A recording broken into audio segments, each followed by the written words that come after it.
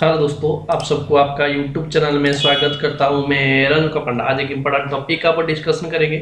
आज हम लोग डिस्कशन करेंगे दो जो हम लोग का स्लैब रेट है। एक सेक्शन 115 BAC जो न्यू रिज्यूम एक आया है उसका क्या स्लैब रेट है फॉर द फिनेंशियल ईयर 23-24 का, यानी असेसमेंट ईयर 24-25 का। आपका स्क्रीन का आप देख सकते हैं। यहाँ पे ये है जो अभी मैं दिखा रहा हूँ, ये न्यू स्लैब का है। न्यू स्लैब में ये किया गया अप टू 3 लाख तक नील है। ये आपको ध्यान रखना पड़ेगा। आरसीसी इसमें इंडिविजुअल, HUF, AOP, BOI और आर्टिफिशियल जुडिशियल पर्सन, इसमें कोऑपरेटिव सोसाइटी इंक्लूड नहीं है। ये जो स्लैब रेट है, ठीक है, ये न्यू रिज्यूम है। इसमें अप टू 3 लाख तक कोई टैक्स नहीं लगेगा। 3 लाख से अबव 6 लाख 5%, 6 लाख से 9 लाख 10%। आप देखेंगे एवरी 3 लाख इंक्रीमेंट में इसमें 5-5% करके इंक्रीमेंट है। आप देख सकते हैं 6 से 9 10%, 9 से 12 15%, 12 से above up to 15 lakh 20%, above 15 lakh 30%। तो आप देख सकते हैं एवरी 3 लाख इंक्रीमेंट में यहाँ पे आपको 5-5% आपको ये रहता है, टैक्स रेट इंक्रीमेंट होता है। तो आपको 3 लाख तक तो इसमें कोई टैक्स नहीं रहेगा। लेकिन ओल्ड रिज्यूम में क्या है, आपको ओल्ड रिज्यूम में यहाँ पे बता रहा हूँ। ये जो पहला जो है ये ओल्ड रिज्यूम है, ये ओल्ड रिज्यूम का बता रहा हूँ। ओल्ड रिज्यूम में अप टू 2 लाख तक कोई टैक्स नहीं है। सॉरी, अप टू 2.5 लाख तक कोई टैक्स नहीं है। 2.5 लाख जिसे एक्सीड होता है अप टू 3 लाख तक 5%, 3 लाख से लेके 5 लाख, यहाँ पे ऐसे बोल सकते हैं कि 2.5 से लेके 5 लाख तक 5% है। 2.5 से जैसे ही एक्सीड हो जाता है अप टू 5 लाख तक 5% है। Above 5 lakh up to 10 lakh आपको क्या रहेगा ओल्ड में 20%, एबव 10 लाख 30%। ये ऐसा दिया हुआ है क्योंकि ओल्ड और न्यू का डिफरेंस करके दिया है, इसीलिए ऐसा है। आपको ध्यान रखना है ओल्ड जो आपका ओल्ड स्लैब रेट है अप टू 2.5 लाख तक कोई टैक्स नहीं लगेगा। 2.5 लाख से जैसे ही क्रॉस करेगा अप टू 5 लाख तक आपका रहेगा 5%, above 5 lakh up to 10 lakh 20%, above 10 lakh 30%। ठीक है, यहाँ पे आपको न्यू को मैं बता दिया ऊपर में, अप टू 3 लाख तक कोई टैक्स नहीं है और एवरी 3 लाख इंक्रीमेंट में आपका 5% करके ये होगा। पहले क्या होता था, आपको सैलरी जो पर्सन है उसको 50,000 जो स्टैंडर्ड डिडक्शन मिलता था पहले न्यू रिज्यूम में नहीं मिलता था। अभी क्या हुआ है कि न्यू रिज्यूम में भी स्टैंडर्ड डिडक्शन मिल रहा है। ठीक है, आपको न्यू रिज्यूम में आपको ये दिखा रहा है ओल्ड और न्यू रिज्यूम में सैलरी पर्सन मान लीजिए है। तो इसमें देखिए 5 लाख का ओल्ड रिज्यूम में था, 5 लाख तक रिबेट था अंडर सेक्शन 87A में। उसमें स्टैंडर्ड डिडक्शन 50,000 सैलरी पर्सन को मिल रहा था। तो effective tax free salary income कितना था 5.5 लाख। ठीक है, क्योंकि रिबेट 12,500 का 12,500 का रिबेट मिल जा रहा था 87A में, ये ओल्ड रिज्यूम में। लेकिन अब न्यू रिज्यूम में जो 1 अप्रैल 2023 यानी हम लोग अभी डिस्कशन कर रहे हैं अप्रैल 2023 टू मार्च 2024 फाइनेंशियल ईयर का, तो यहाँ पे कर दिया गया है न्यू रिज्यूम में अप टू 7 लाख तक कोई टैक्स नहीं है, क्योंकि आपको रिबेट अंडर सेक्शन 87A का 25,000 यहाँ पे बेनिफिट मिल रहा है। इस केस में 12,500 है। इस केस में आप न्यू रिज्यूम चूज करते हैं तो आपको 25,000 का बेनिफिट मिलता है। उसके साथ पहले आपको न्यू रिज्यूम में स्टैंडर्ड डिडक्शन नहीं दे रहे थे, लेकिन आप इस फाइनेंशियल ईयर में 23-24 फाइनेंशियल ईयर में आपको सैलरी पर्सन होने से न्यू रिज्यूम भी चूज करते हैं तो आपको स्टैंडर्ड डिडक्शन मिलेगा। यानी इफेक्टिव आप देखेंगे टैक्स फ्री सैलरी इनकम जिन लोग का है 7.5 लाख तक कोई टैक्स नहीं लगेगा, जो कि ओल्ड रिज्यूम में आपको मिलता है 5.5 लाख का टैक्स फ्री सैलरी इनकम। ठीक है, लेकिन इसमें न्यू रिज्यूम में बहुत सारा बेनिफिट नहीं मिलता है जो कि ओल्ड रिज्यूम में मिलता है। जैसे कि HRA का जो आप क्लेम करते थे, हाउस रेंट अलाउंसेस का, वो जो क्लेम करते थे ओल्ड रिज्यूम में मिलेगा, लेकिन इसमें न्यू रिज्यूम में नहीं मिलेगा। LTA का भी बेनिफिट ओल्ड रिज्यूम में मिलता है। बाकी मील अलाउंसेस वगैरह का ओल्ड रिज्यूम में मिलता है, लेकिन इसमें नहीं मिलता है। न्यू रिज्यूम में नहीं मिलेगा, ओल्ड रिज्यूम में मिल रहा है।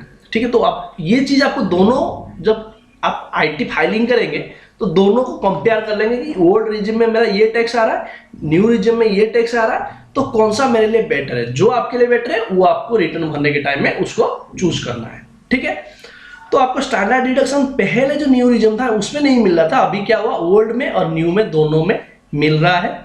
एंटरटेनमेंट अलाउंसेस और प्रोफेशनल टैक्स जो है वहां पे सिर्फ आपको जो 25 रुपया प्रोफेशनल टैक्स जो काट रहा है आपका कंपनी काट के पेमेंट करता था, वो ओल्ड रिजिम में आपको बेनिफिट मिलेगा, लेकिन न्यू रिजिम में उसका बेनिफिट नहीं मिलेगा। सेम परक्यूजाइट में भी बेनिफिट है ओल्ड और न्यू में, लेकिन आपको यहाँ पे जो इंटरेस्ट ऑन होम लोन, जो आपका सेल्फ ऑक्यूपाइड प्रॉपर्टी में जो होम लोन का 2 लाख तक आप ले रहे थे इंटरेस्ट, सेक्शन 24B में आपको न्यू रिजिम में नहीं मिलेगा, ओल्ड रिजिम में वो मिलेगा। क्योंकि आपको यहाँ पे तो ज्यादा रिबेट का भी बेनिफिट है ना, तो आपको ये चीज ध्यान रखना पड़ेगा कि डिडक्शन और आपका होम लोन लिया हुआ है उसका इंटरेस्ट ये सब है ज्यादा, तो फिर आपके लिए ओल्ड रिजिम बेटर हो सकता है। पहले आप रिटर्न फाइलिंग करने से पहले आपको दोनों चीज कैलकुलेशन कर लेंगे, ओल्ड एंड न्यू, उसके बाद आपको डिसीजन लेना है। ठीक है, यहाँ पे आपको देखेंगे, मैं आपको यहाँ पे बता दिया था आपका होम जो सेल्फ ऑक्यूपाइड प्रॉपर्टी का उसमें सिर्फ ओल्ड में मिलता है, न्यू वाला को मिलेगा नहीं।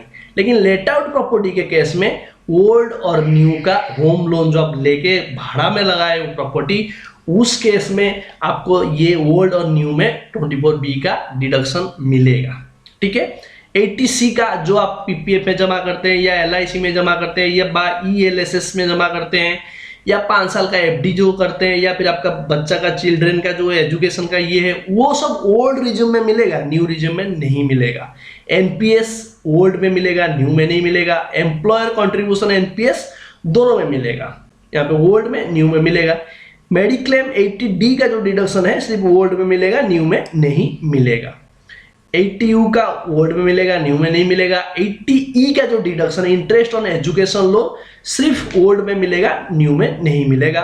सेम है 80EEB यानी इंटरेस्ट ऑन इलेक्ट्रॉनिक व्हीकल का, जो इलेक्ट्रॉनिक व्हीकल का जो डिडक्शन मिलेगा सिर्फ ओल्ड रिजिम वाला को मिलेगा, न्यू रिजिम को नहीं मिलेगा। 80G का भी बेनिफिट सेम है, ओल्ड रिजिम को मिलेगा, न्यू रिजिम को नहीं मिलेगा। और 80TTA और 80TTB जो interest on saving bank 80TTA आपका हो गया बिलो 60 ईयर यानी नॉन सीनियर सिटीजन, और सीनियर सिटीजन होता है तो 80TTB का बेनिफिट मिलता है, वो बेनिफिट ओल्ड रिजिम में मिलेगा, बाकी इसमें नहीं मिलेगा, न्यू रिजिम में नहीं मिलेगा। ये चीज आपको बाकी अदर जो है इसमें सिर्फ ओल्ड में मिलेगा, इसमें नहीं मिलेगा। लेकिन यहाँ पे 80CCH का बेनिफिट दोनों में मिलेगा, ओल्ड और न्यू में मिलेगा। ठीक है, डिडक्शन ऑन फैमिली पेंशन दोनों में मिलेगा। गिफ्ट अप टू 50,000 दोनों में मिलेगा। Exemption on voluntary retirement section 10 subsection 10C में दोनों में मिलेगा। एग्जेम्पशन ऑन ग्रेचुइटी दोनों में मिलेगा। एग्जेम्पशन लीव एनकेसमेंट दोनों में मिलेगा। डेली अलाउंसेस दोनों में मिलेगा। ठीक है, ये चीज आपको ध्यान रखना पड़ेगा। कॉन्वेंस अलाउंस दोनों में मिलेगा। Transport allowances for special ability person जो डिजिट कुछ स्पेशल हैंडीकेप्ड है उन लोग के इसमें दोनों में मिलेगा। ओल्ड रिज्यूम आप चूज करिए या न्यू रिज्यूम चूज करिए, दोनों में मिलेगा। तो आपको ये चीज को कंसीडर करना पड़ेगा जब रिटर्न फाइलिंग करेंगे। उससे पहले आपको इनकम का हिसाब से आपका जितना इन्वेस्टमेंट है वो सबको कंसीडर करेंगे, जितना आपको बेनिफिट है ओल्ड और न्यू का दोनों का वैसे पैरेलल एक्सेल बना लेंगे।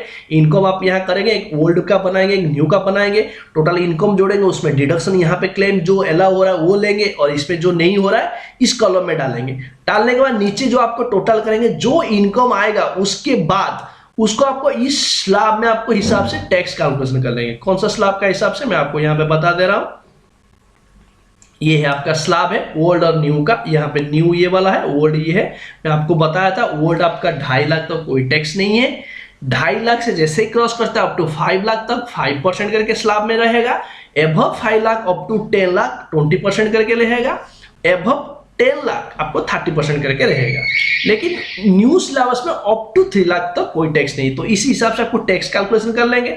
टैक्स कैलकुलेशन करने के बाद आपको रिबेट एप्लीकेबल करना है और आपका इनकम पकड़ के चलिए कि जिसका इनकम 7.5 लाख तक है, सैलरी पर्सन है, तो उसको तो आंख बंद करके देखना है कि न्यू रिज्यूम बेटर है। न्यू रिज्यूम में कोई टैक्स नहीं आएगा, भले ही इन्वेस्टमेंट करे या ना करे, न्यू रिज्यूम बेटर है। लेकिन आप 7.5 लाख का इनकम है तो दोनों आप ऑटोमेटिकली कोई न्यू रिज्यूम में चूज कर लेगा, तो कोई टेंशन नहीं है। इन्वेस्टमेंट करने से भी न्यू रिज्यूम में चूज कर लेगा क्योंकि टैक्स नहीं लगेगा। लेकिन 7.5 लाख से ज्यादा जिन लोगों का सैलरी है उस केस में आपको मैं सजेस्ट करूंगा दोनों चीज को आपको कंपेयर कर लेना है, कौन सा बेटर है। यहाँ पे तो देख लिया कि टैक्स फ्री जो सैलरी पर्सन का टैक्स फ्री इनकम जो यहाँ पे 7.5 लाख है, यहाँ पे 5 लाख, क्योंकि रिबेट आपको मिलता है अंडर सेक्शन 87A में, ओल्ड में 12,500, न्यू में 25,000, क्योंकि आप टैक्स निकालेंगे, टैक्स निकालने के बाद स्लैब का हिसाब से टैक्स निकालेंगे, उसके बाद रिबेट आप लेस करेंगे अंडर सेक्शन 87A में।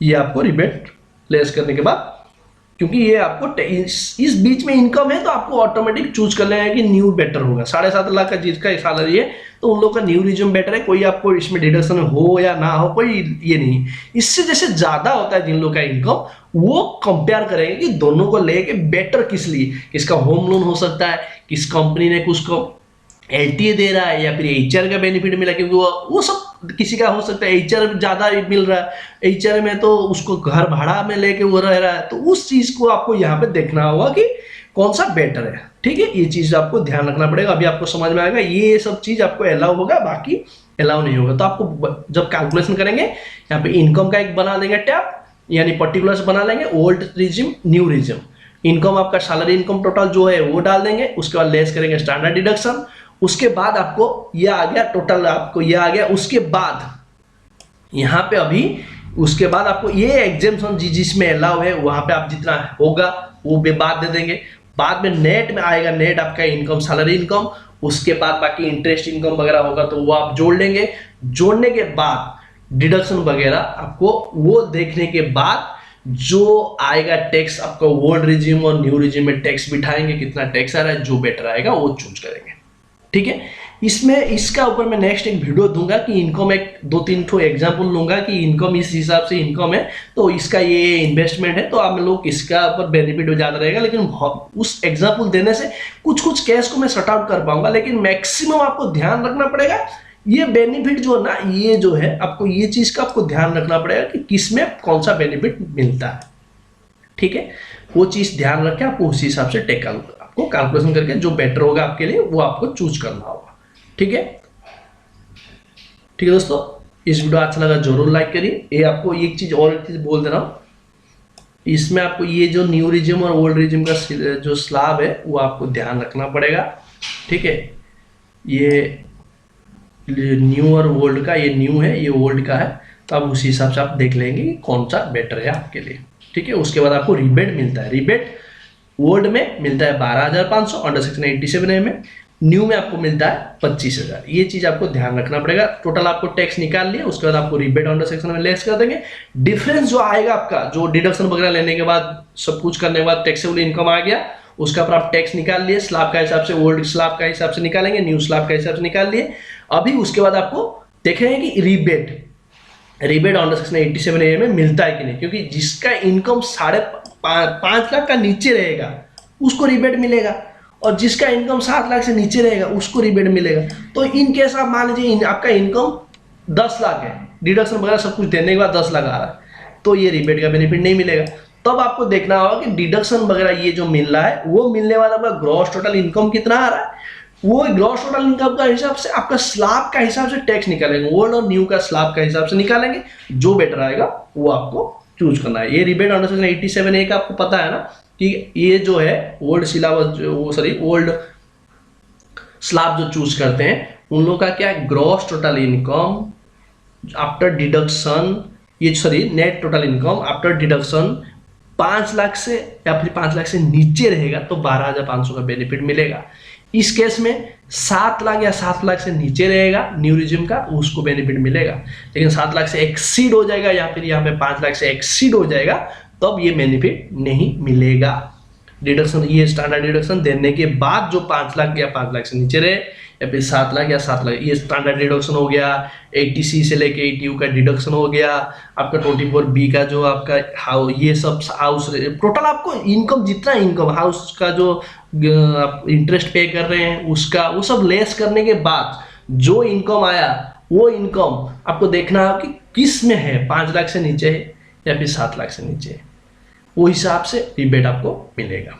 ठीक है। इसका पर एक नेक्स्ट वीडियो में अपलोड करूंगा, 2-4 एग्जाम्पल लेके दिखाऊंगा, मैक्सिमम ट्राई करूंगा क्लैरिटी लेने के लिए। लेकिन फिर भी आपको ये चीज ध्यान रखना पड़ेगा कि आपके लिए कोई भी ये बेस्ट हो सकता है। ये आग बंद के नहीं करेगा कि मेरे लिए तो मैं इन्वेस्टमेंट मेरा बहुत ज्यादा है तो मेरे लिए ओल्ड बेटर होगा, ये गलत है। इन्वेस्टमेंट का हिसाब से आप ये भी बेटर हो सकता है कि न्यू भी बेटर हो सकता है। तो दोनों का आप एक बार कंपेयर कर लीजिए, कुछ भी तो टैक्स बचेगा तो आपके लिए फायदा है। ठीक है दोस्तों, इस वीडियो अच्छा लगा जरूर लाइक करिए, कमेंट करिए, ज्यादा से ज्यादा शेयर करिए। सब्सक्राइब बिल्कुल फ्री है, आप सब्सक्राइब करिए, मोटिवेट कराइए मेरे को। ठीक है दोस्तों, इतने फ्री मिलेंगे नया टॉपिक के साथ, तब तक ले जय हिंद, जय भारत, बाय बाय।